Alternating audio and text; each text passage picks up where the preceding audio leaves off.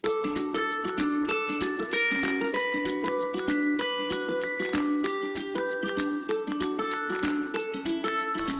araw mga bata! Kumusta? Narito ako upang ibahagi sa inyo ang mga kaalaman tungkol sa pang-abay. Halina at maghanda sa bago nating aralin.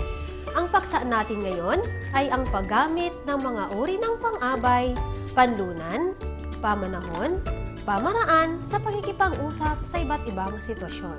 Inaasahan na sa pagtatapos ng ating aralin, ikaw ay una, nakikilala ang mga pang-abay at ang mga uri nito. Ikalawa, na ibibigay ang mga uri ng pang-abay, panlunan, pamanahon at pamaraan. Ikatlo, ay nagagamit ang mga uri ng pang-abay sa pakikipag-usap sa iba't ibang sitwasyon. Handa ka na ba sa bago nating aralin? Tara na, umpisahan mo ang pag-aaral na ito sa pagsagot sa paunang pagsubok. Panuto, piliin sa kahon ang salitang angkop sa bawat pangungusap. Isulat ang sagot sa sagutang papel. Agad, nang mahigpit, sa tindahan, oras-oras, sa kusina.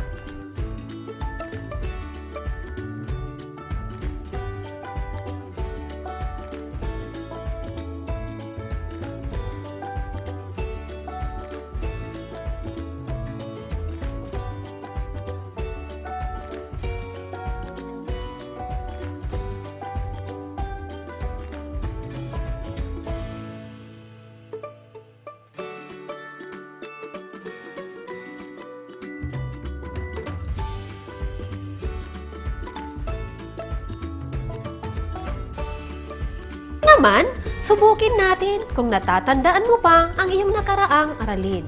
Panuto, bilugan ang pandiwa sa bawat pangungusap. Isulat ang sagot sa sagutang papel.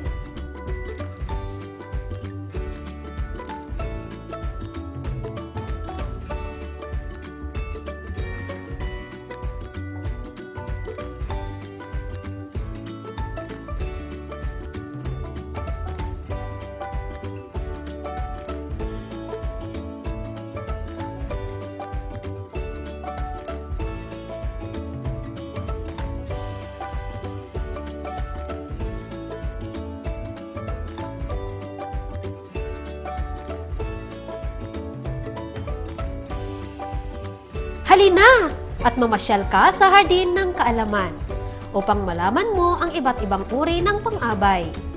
Simulan mo ito sa pagbasa ng isang kwento. Basahin at unawain. Ako si Juan, ang iyong kaibigan.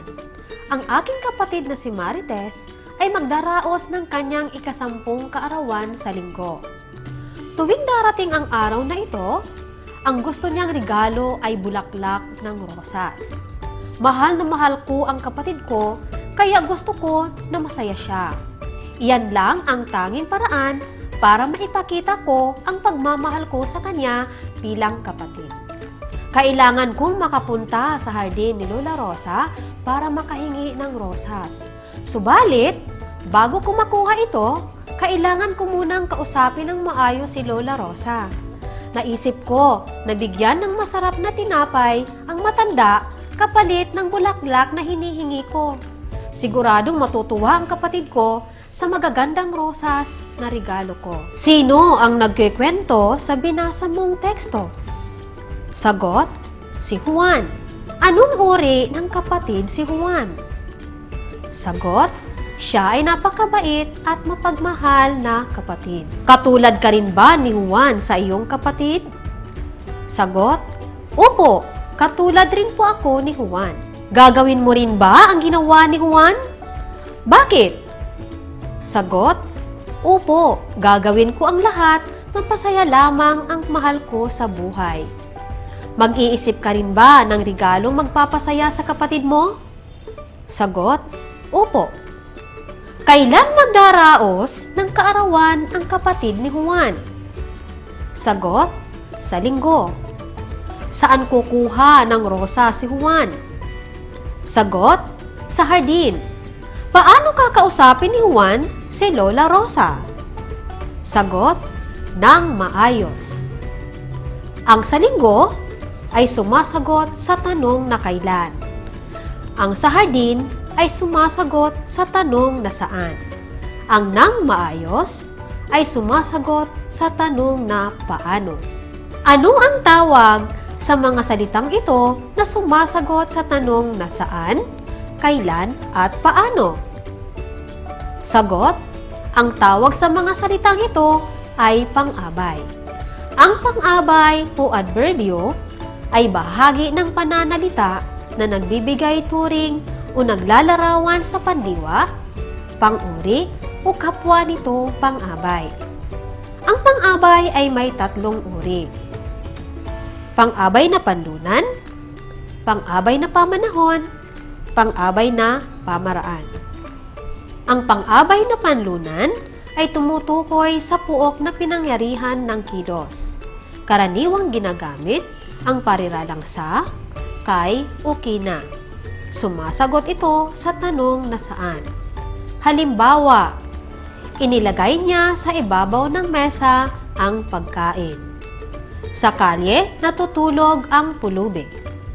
Ang sa ibabaw at sa kalye ay nagsasabi kung saan naganap ang kilos. Sumasagot sa tanong na saan. Ang pang-abay na pamanahon ay nagsasabi ng oras o panahon ng ginanap ang kilos. Sumasagot ito sa tanong na kailan. Halimbawa, nag-aaral si Carlo gabi-gabi. Taon-taon kami ay namamasyal sa Baguio. Ang gabi-gabi ay naglalarawan ng pandiwang nag-aaral at ang taon-taon ay naglalarawan ng pandiwang namamasyal. Sumasagot sa tanong na kailan.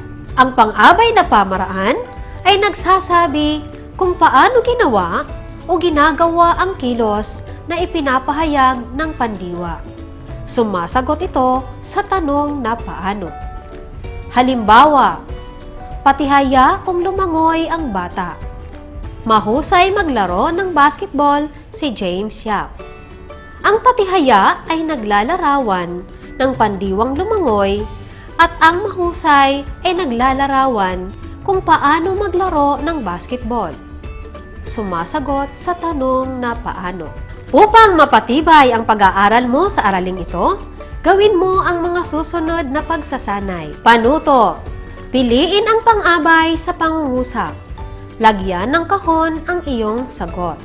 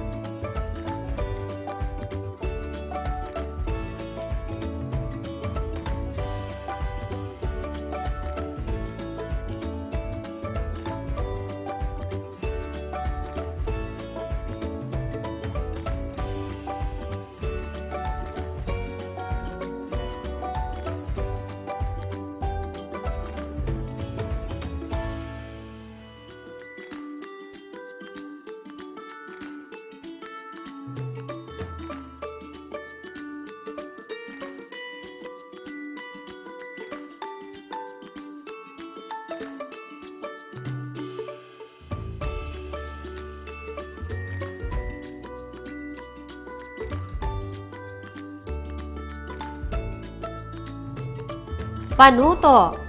Isulat sa patlang ang angkop na pang-abay.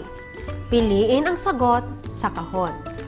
Taimtim, sa kasalukuyan, buong sigla, sa ibabaw, sa bakuran.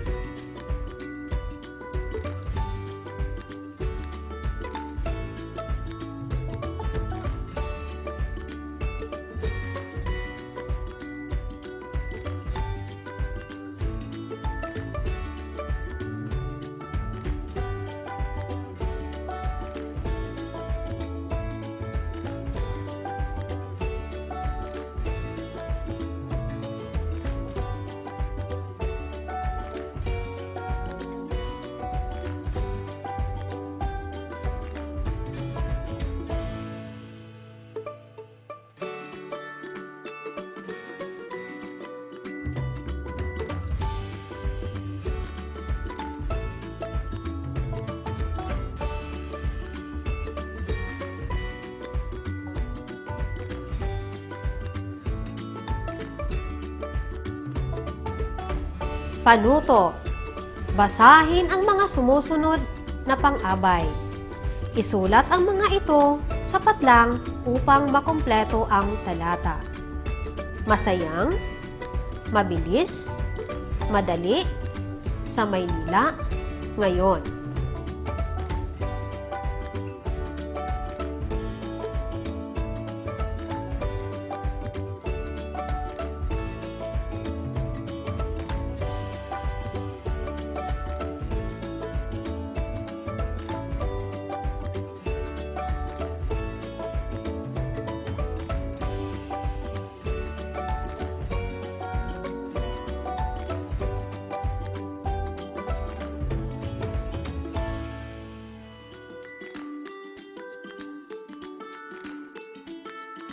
Panuto. Piliin ang angkop na sagot sa kahon para mabuo ang isang kaisipan. Panlunan, pang-abay, pamanahon, pamaraan, paano.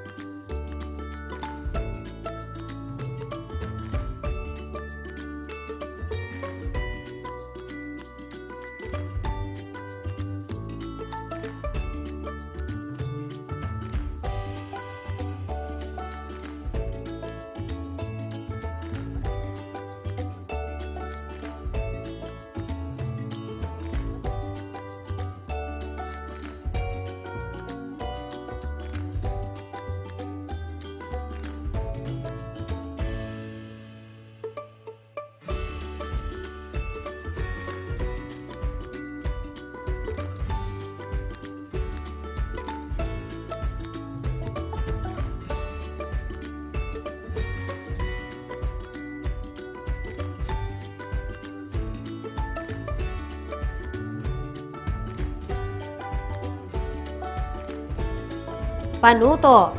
Basahin mabuti ang mga tanong. Isulat ang T kung tama ang pahayag at M naman kung ito ay mali.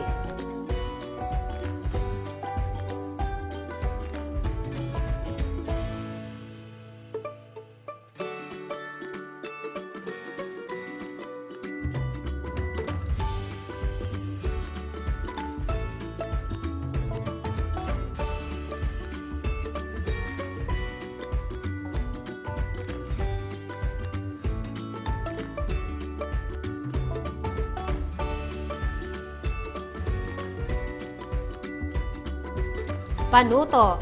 Kumpletuhin ang dialogo, piliin ang angkop na pang-abay, at isulat ito sapat lang.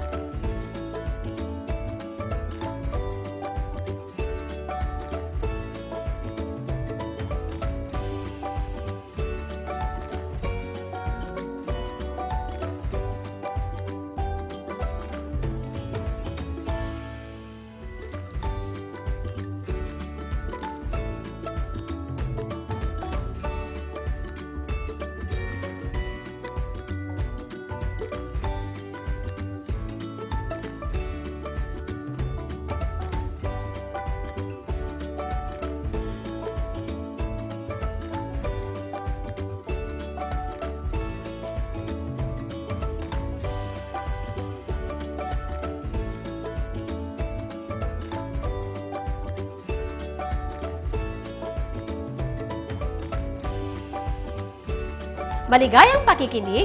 Hanggang sa muli!